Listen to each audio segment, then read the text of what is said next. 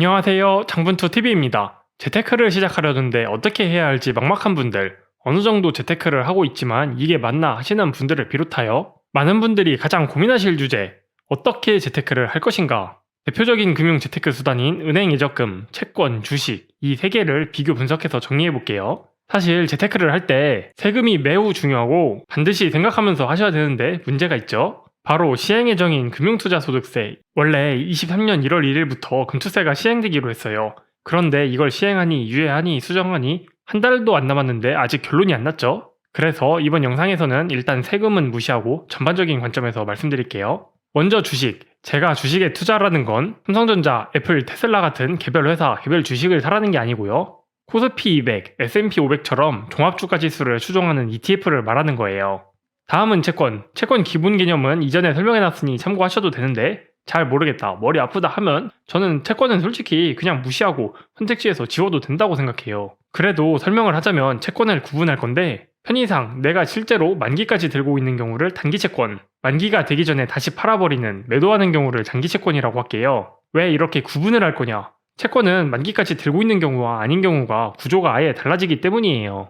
채권을 만기까지 보유한다면 은행 예금이랑 아주 비슷해요. 만기에 돈을 돌려받고 중간중간 이자를 받는 구조. 그리고 이 액면가, 원금과 이표, 이자가 고정되어 있어 안정적이라는 장점이 있죠. 반면에 장기채권은 주식이랑 아주 비슷하죠. 만기 전에 매도하게 되는데 그러면 사던 가격과 파는 가격의 차이, 자본이득을 얻거나 손실을 볼 수 있고 중간중간 이표나 배당이 들어온다. 아까 예금이나 단기채권과의 결정적인 차이는 내가 미래에 받을 돈이 변한다. 크게 이득을 볼 수도 있지만 오히려 손해를 볼 수도 있다. 그 안전하다는 미국 국채도 만기 전에 매도하면 손실을 볼 수 있어요. 장기채권과 주식은 원금 보장이 안 돼요. 그래서 이 예금, 채권, 주식을 예금과 단기채권으로 묶고 주식과 장기채권으로 묶어볼게요. 그러면 뭘 어떻게 해야 되냐? 수익률이고 금리고 나발이고 나중 문제고 기준 정해드릴게요. 여러분이 재테크하는 목적이 뭔가요? 목적에 따라 수단이 달라지기 때문에 자기 목적이 있어야 돼요. 내 돈, 현재 가지고 있는 돈뿐만 아니라 앞으로 들어올 돈, 나갈 돈을 먼저 파악을 해보세요. 이 돈은 1년이나 2년 뒤에 집이나 차를 사야 돼.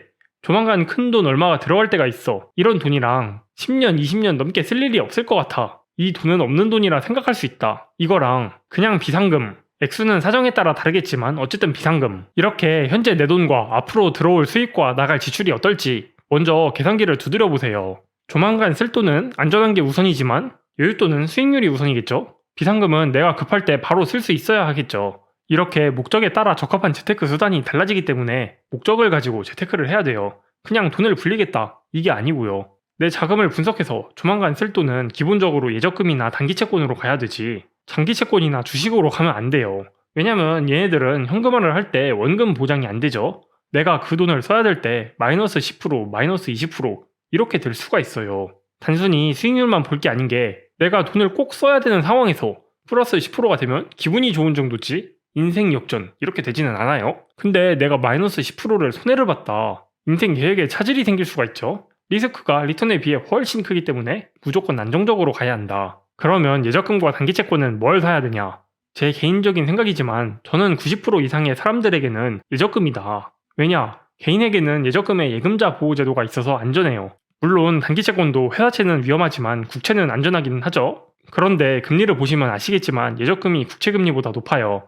요새 4대 은행 기본 예금만 해도 5% 정도고 적금 상품으로 가거나 저축은행으로 가면 더 높아지죠. 대신에 예금자 보호는 무한정 되는 게 아니고 1인당 은행별로 5천만 원까지밖에 되지 않고 보호가 되더라도 돈을 바로 받을 수 있는 게 아니기 때문에 돈을 많이 맡겨야 하는데 은행이 망할 것 같다. 이러면 농담이 아니고 국채도 괜찮은 대안이 될 수 있어요. 회사채는 금리가 높지 않냐고요? 회사채는 요새같이 불확실성이 클 때는 망하면 개털될 수도 있는데 그런 리스크 대비 수익률이 그렇게 좋은 것도 아니죠. 그걸 떠나 단기적으로 쓸 돈은 수익률보다는 안전한 게 우선되어야 한다고 생각해서 회사채는 제끼고요. 그래서 예적금과 단기채권 결론은 예금자 보호되고 금리 많이 주는 예적금으로 가세요. 다음은 장기적으로 여윳돈. 10년 이상은 없어도 되는 돈. 내가 미래를 위해 열심히 굴릴 돈이죠. 이런 돈은 예금이나 단기채권은 추천하지 않아요. 얘네들의 장점이 뭐였죠? 원금 보장이 돼서 안전하다는 거죠. 오늘의 물가와 내일의 물가, 오늘의 물가와 1년 뒤의 물가는 그렇게 큰 차이가 나지 않아요. 그래서 원금 보장이 단기적으로는 장점이 되는데 문제는 오늘의 물가와 10년, 20년 뒤의 물가는 확실히 차이가 나요. 내가 2만 원을 20년 예금한다. 20년 뒤에 2만 원 자체는 보장이 되겠죠. 근데 그 2만 원으로 살 수 있었던 물건, 예를 들어 2만 원으로 내가 치킨을 지금은 한 마리 살 수 있지만 은행에 넣어서는 20년 뒤에도 한 마리를 살 수 있을까요? 물가가 오르기 때문에 2만 원으로 살 수 있는 물건, 2만 원의 실질 가치는 은행 예적금으로도 보장이 안 된다는 거죠. 그래서 장기적으로 봤을 때는 은행 예적금도 안전자산이 될 수가 없다. 차라리 수익률이 높은 주식을 사자는 거죠. 주식과 장기채권 두 개를 비교해보면 저는 주식을 추천하는 게 기간을 넓게 잡으면 잡을수록 주식의 수익률이 장기채권의 수익률보다 높고, 주식의 단점인 변동성은 투자 기간이 늘어나면 줄어들기 때문에 웬만하면 주식이 낫다. 특히나 포트폴리오에 아까 단기에 쓸 돈이 예적금으로 이미 있기 때문에 굳이 장기 채권을 넣을 필요가 없다고 생각해요. 그래서 장기적인 여윳돈은 주식, 정확히는 종합주가지수를 추종하는 ETF로 가시면 되고요. 여윳돈 중에서도 노후자금은 연금저축과 퇴직연금, 줄여서 IRP라고 별도 계좌가 있어서 이 계좌들로 사용해서 굴려주면 좋아요. 두 개는 거의 유사해서 묶어서 설명할게요. 얘네는 국민연금처럼 무조건 가입해야 하는 공적연금이 아니고 개인이 따로 가입하는 사적연금이에요. 둘 다 가입 후 5년 경과 및 만 55세 이상 두 조건을 모두 달성해야 돈을 받을 수 있어서 이때까지 쓸 일이 없을 노후자금은 일단 사적연금으로 가세요. 정부에서 공적연금만 가지고는 힘들구나 해서 사적연금 많이 가입하라고 혜택이 좋은 편이에요. 소득에 따라 입금하는 순간 13.2%에서 16.5%를 세액공제해주죠. 단점이라면 중도해지가 어렵고 페널티가 있다. 페널티가 커서 해지할 바에는 아예 안 하는 게 낫다. 그래서 여기 들어갈 돈은 수령할 때까지 절대 안 쓸 돈이 들어가야 돼요. 긴가민가 하면 넣지 말아야 되고요. 그런 돈이라면 이 단점이 없어지기 때문에 연금저축과 IRP에 넣어서 ETF로 굴리는 것만 한 게 없어요. 마지막은 비상금. 비상금 꼭 따로 빼놓으세요. 왜냐하면 우리 인생에서 갑자기 돈이 들어갈 때가 오게 되어 있어요. 그럴 때 비상금이 없다? 재테크한 거 깨야 돼요. 예적금 깨면 중도해지 이자 거의 안 주죠. 주식은 투자하다 보면 손실을 볼 때가 있기 마련이고 이때가 지나야 수익으로 바뀌는 건데 울면서 손절해야만 하는 상황이 와요. 파킹 통장은 아무 때나 입출금이 되면서 이자도 적당히 주기 때문에 예금자 보호가 되는 선에서 비상금을 많이 들고 있어도 괜찮아요.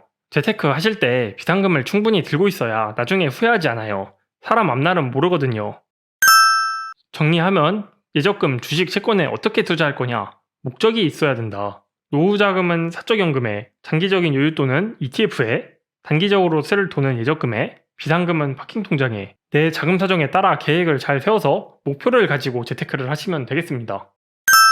다음은 한 달에 한 번 적립식 투자 5회차. 최근 주가가 오르면서 마이너스에서 플러스로 전환되었어요. 그렇지만 장기 투자를 할 거라서 당장의 손익은 큰 의미는 없다. 오늘도 코스피 200과 S&P 500을 추종하는 ETF를 반반씩 매수해줍니다. 이렇게 5개월째 적립식 투자를 하고 있는데요. 내년에는 시작한 지 반년이 되니까 반년간 투자 이야기를 해볼까 하네요. 시청해주셔서 감사합니다. 도움되셨다면 좋아요, 구독, 알림 설정 부탁드려요. 다음 영상에서 뵙겠습니다. 감사합니다.